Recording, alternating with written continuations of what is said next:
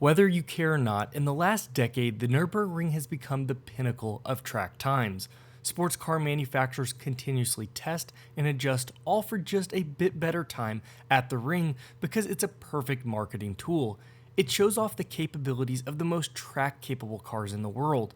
It's hard to have a conversation about lap times for a certain car without the Nürburgring being brought up. It's just the world we live in now. Chevrolet has always seemed to shy away a bit from releasing official times. Some say it's because they can't hold their own to the higher priced exotics, but I think it's for other reasons. Nevertheless, GM has dropped a new trailer talking about the C8 along with its official ring lap time. So let's take a look at this small clip. Just as you start to understand design, there are certain things in your life that strike you as, yes, this is correct. And somehow you have an innate relationship to it. You may not be able to describe it or understand it, but you just feel comfortable. It feels right, and it feels natural.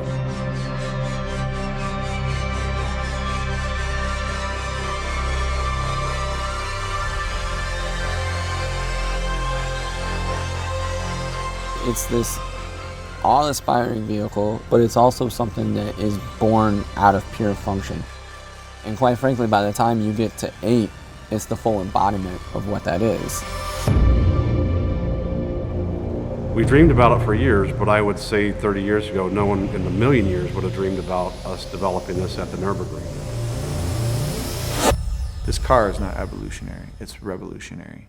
And you only get one chance to do it right.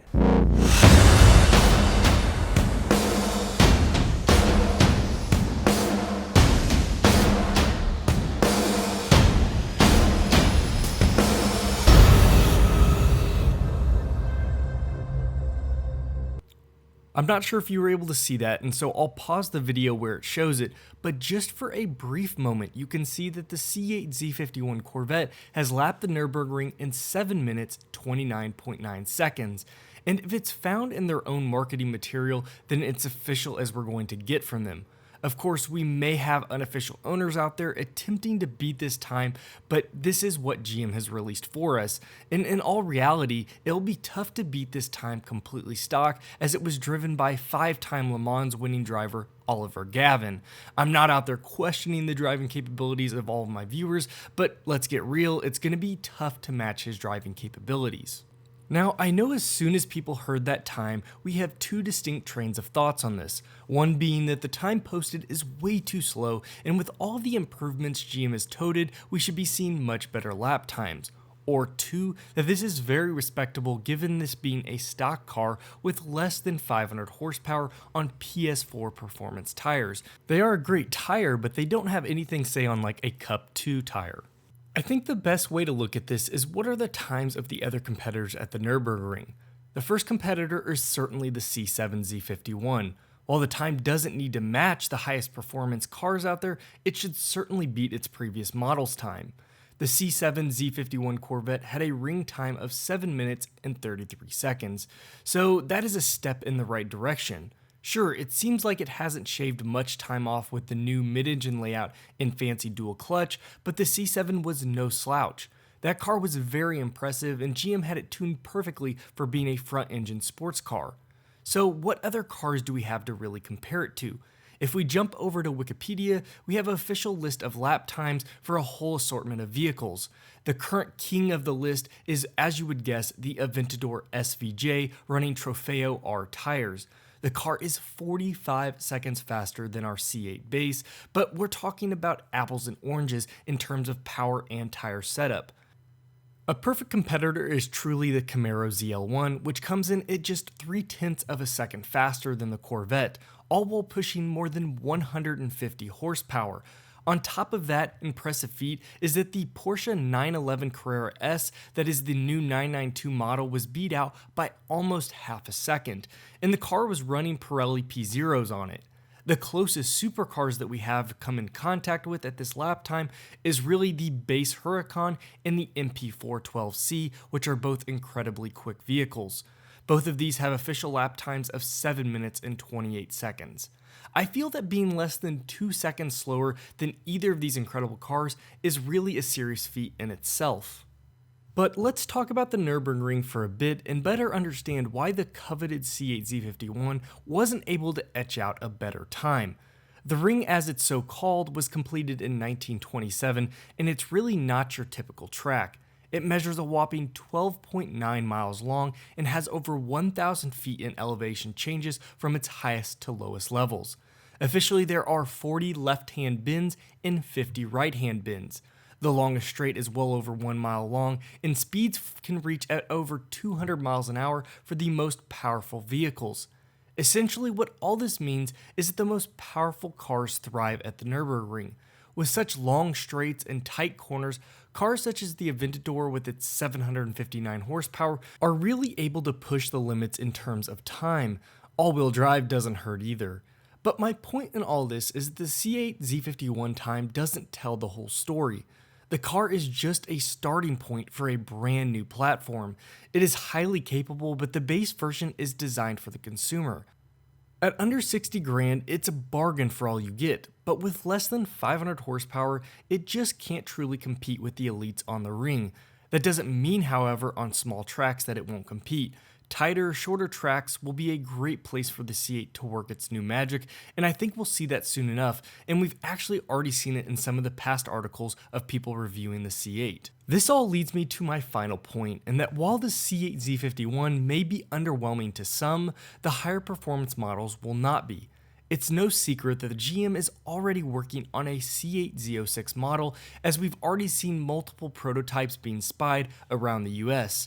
In fact, just this week, we saw several on a transport truck that were being shipped across the US. The Z06 will up the ante in the power game, as we are most likely to see around 650 horsepower and of course some additional torque to go along with that.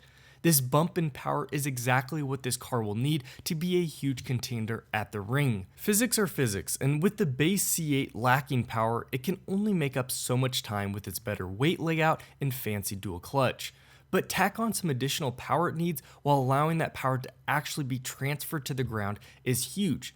To give a bit of reference, the C7 Z06 had an unofficial ring time of 7 minutes and 10 seconds, a whopping 23 seconds better than its base version.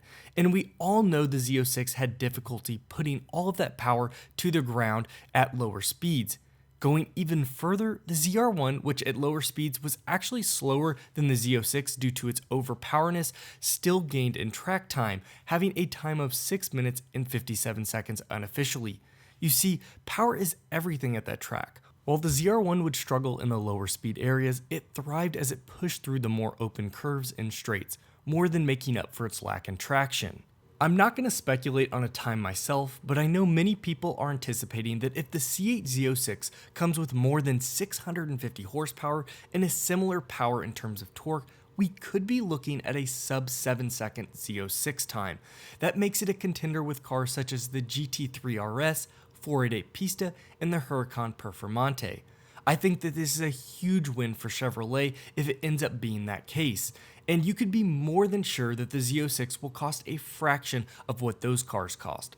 I won't get into the subject of pricing in today's video, but GM has showed us what they are capable of providing at 60 grand, and I would imagine the Z06 will be similar in terms of pricing from its previous generations. So no, don't go worrying about a $150,000 base price for the Z06. And honestly, the craziest thing about this all is that we already know that GM is also working on a hybrid ZR1 that will help implement electric motors to help with instant acceleration off the line. And while we don't have a ton of details about this, the speculation has pretty much been confirmed through the outlets that provided us the best leaks about the new mid-engine Corvette before anyone believed that there truly would be one built by GM. Whether this video convinced you or not that the C8 is incredibly special regardless of the lap time at the ring, I think that this is a great time to be alive as a Corvette fan. We have a car that is pushing the capabilities of what we get with our base Corvettes and some huge potential in the pipeline. GM is really stepping up their game, and while the C7 is undoubtedly viewed as a huge success by the company, I would imagine the C8 will take that spotlight soon enough if it hasn't already.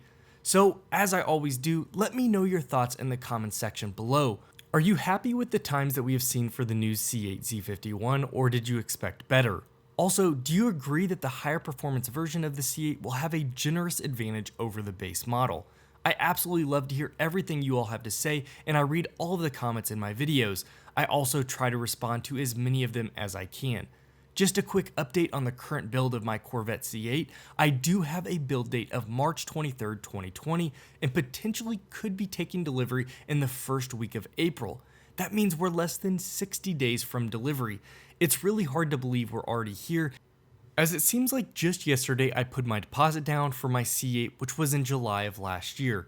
If you are new to the channel, make sure you hit that subscribe button, as I have a ton of content coming as soon as I take delivery of my car. I've been collecting different video requests, so if you do have one, drop it in the comments below. Thank you all so much for your support. To make sure you do see my latest video, make sure you hit that bell notification. As always, you all take care, and I'll see you next video.